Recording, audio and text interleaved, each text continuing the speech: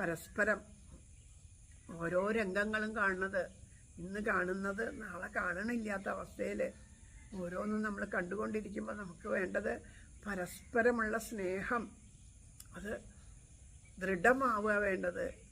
ഏതൊരാളാവട്ടെ, ജാതി മതഭേദമന്യേ പരസ്പരം സ്നേഹിക്കാൻ കഴിയുക. അങ്ങനെയുള്ളൊരു ദൃഢമായ സ്നേഹം നമ്മുടെ ഉള്ളിൽ ഉറക്കട്ടെ. ഇന്ന് നമുക്ക് ആവുന്നത്തോളം സ്നേഹിക്കാം, ഓരോരുത്തരെയും ആവുന്നത്ര സ്നേഹിക്കാം. നമുക്ക് ചെയ്യാവുന്നത് അതേ ഉള്ളൂ. ആ സ്നേഹം മുഴുവനും ഈശ്വരനാണ് ലഭിക്കേണ്ടത്. അപ്പോൾ ആവുന്നിടത്തോളം എല്ലാവരെയും സ്നേഹിക്കുക, നിഷ്കപടമായിട്ട്, നിഷ്കളങ്കമായിട്ട്, നിസ്വാർത്ഥമായിട്ട് സ്നേഹിക്കുക.